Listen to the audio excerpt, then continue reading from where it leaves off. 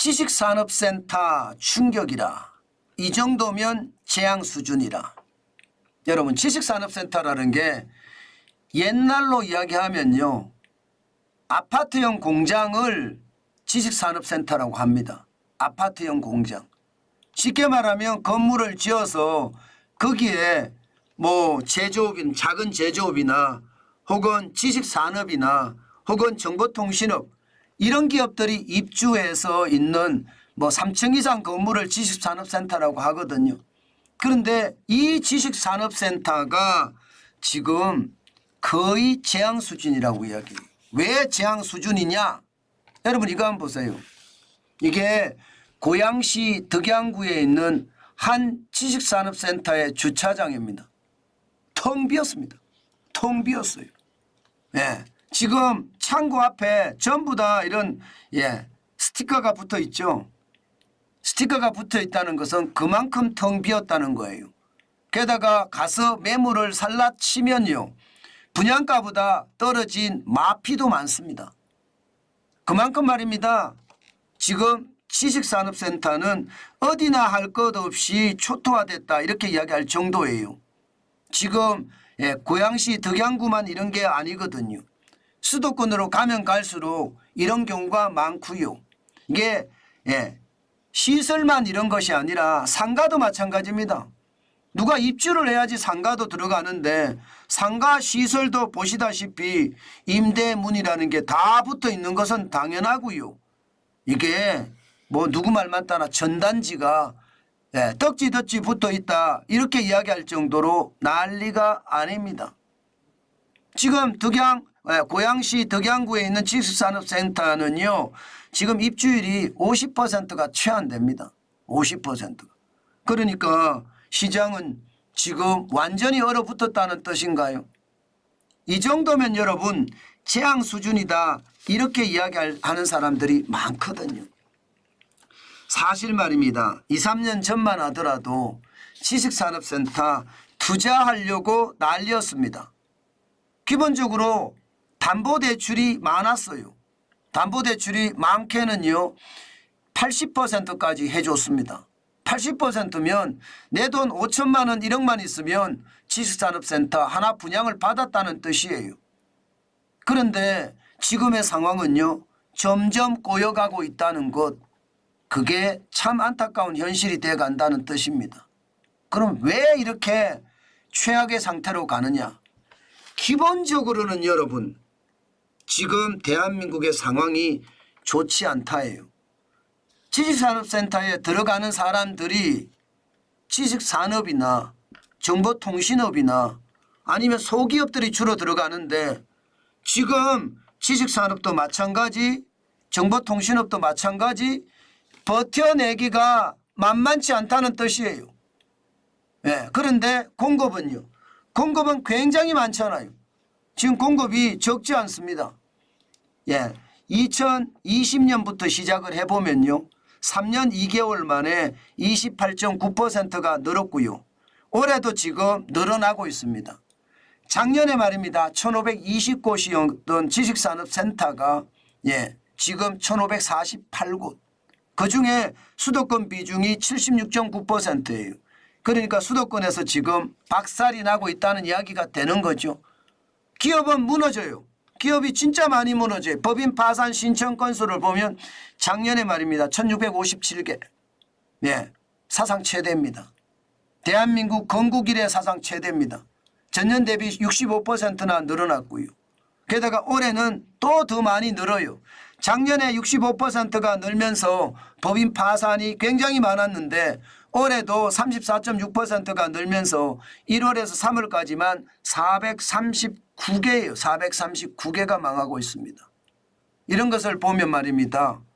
법인은 계속, 기업들은 계속 망하는데 지금 지식산업센터는 계속 짓는다? 그러니 말입니다. 분양은 안 되고 이렇게 공실이 나고요. 당연히 말입니다. 주차장은 텅텅 비겠죠.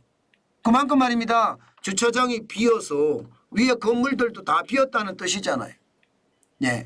저는 경기 침체의 수준을 여기서 볼 수 있다고 봅니다. 앞으로 우리 경제가 좋아진다 이야기를 하지만 제가 진짜 고민스럽게 생각하는 것은요. 과연 좋아지겠느냐.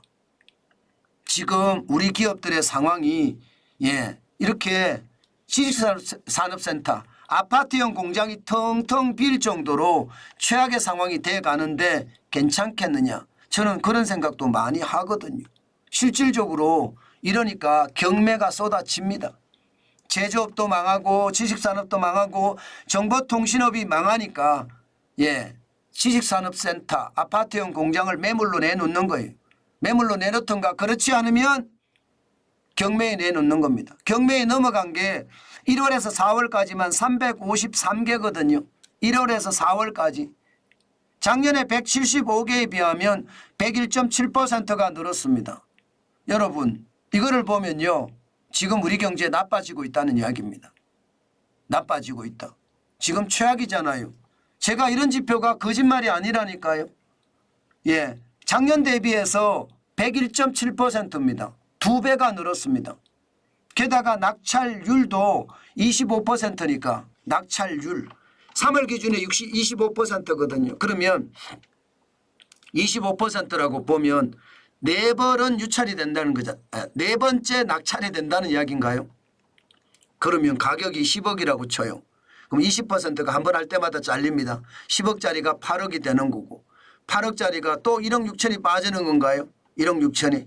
그러면 이게 7억에다가 6억 4천이 되는 거예요. 6억 4천에 또 20%가 빠지면 어떻게 될까요? 또 20%가 빠지면. 그러면 여러분 제대로 분양받은 것도 제대로 건지지 못한다는 뜻이 됩니다. 25%의 낙찰률 심각하죠. 낙찰가율은 실질적으로는 69.6%예요. 10억짜리가 6억 9,600만 원에 살 수 있다는 뜻입니다. 제가 말한 게 맞잖아요. 3번이 유찰되니까. 그 정도로 상황이 어렵다는 뜻입니다. 그런데 이게 여러분 이게 앞으로 그냥 그러면 괜찮을 거냐 이제 좀 좋아질 거냐 아니에요. 좋아질 것 같지는 않아요. 지식산업센터를 담보로 대출을 받은 액수를 보면요. 3년 새에 100%가 늘어났습니다. 100.6% 정확히. 17조 8,017억 원에서 35조 7,146억 원까지 늘었거든요. 18조 9,129억 원이 늘었습니다. 굉장히 많이 늘었죠. 이런 것을 보면 말입니다. 결국 지식산업센터는 앞으로도 매물이 계속 나온다는 거예요. 기업들이 버텨내지 못하니 당연히 무너지는 기업이 많아진다는 뜻으로 해석이 됩니다. 물론 저는 여기서 여러분들에게 말씀드리고 싶은 것은 그거예요. 참 제조업이든 서비스업이든 정보통신업이든 이 스타트업이든 벤처기업이든 줄줄이 망하고 있다. 안타깝다. 현실은 우리 경제가 지금 좋아지기가 참 힘들다. 이 말씀을 먼저 드리고 싶고요. 또 하나의 말씀은요. 지식산업센터에 경매가 이렇게 나온다는 거야? 그러면 나도 경매에 한번 도전해 봐야 되겠다. 지식산업센터는요. 지금 적어도 30% 이상 떨어진 경매가 많다는 뜻이니까 저는요. 지식산업센터에 경매도 한번 도전해 보는 것도 좋고요. 또 현장에 한번 가보시는 거 임장을 해보시는 것도 저는 나쁘지 않다고 봅니다. 물론 내가 한다는 전제를 달고 가야 될 겁니다. 당분간은. 아마 앞으로도 더 떨어질 것 같거든요. 경기가 좋아질 때 이게 나아질 텐데 지금은 그렇지 않거든요. 그러면 적어도 경매에서 10억짜리가 6억 9,600이 됐으니까 30% 정도 떨어진 걸로 봐야 되잖아요. 그러면 적어도 임장을 해보면요. 고점 대비해서요. 고점 대비해서 지금 떨어진 걸 보면 한 10%에서 20%는 다 떨어져 있습니다. 건매물이 나올 때 가끔 말입니다. 한 25% 정도 떨어진 게 나와요. 그래서 제가 임장을 한번 해보시는 것도 좋다는 겁니다. 저도 실제 매 주말이면 임장을 하거든요. 그래서 저는 임장을 해보고 저도 뭐 사무실을 바꿔야 되는 팔자니까 어떻게든 바꿔보자고 생각은 합니다. 예, 뭐 지금 당장은 아니지만 말입니다. 그래서 여러분 시장은요 갑작스럽게 사는 것보다가 내가 가고 싶은 곳에 계속해서 가보면서 예, 그곳의 어떤 지리적인 특성이나 또 유동 인구의 변화나 소비의 어떤 형태나 이런 것을 익혀보면서 시장을 보는 것 저는 굉장히 추천합니다. 아마 말입니다. 저는 당장 필요한 게 지식산업센터니까 저도 보고 있는데 여러분들도 지독하게 한번 보시면서 지금 많이 떨어졌을 때 시장을 보는 것도 방법이다. 저는 그렇게 생각합니다.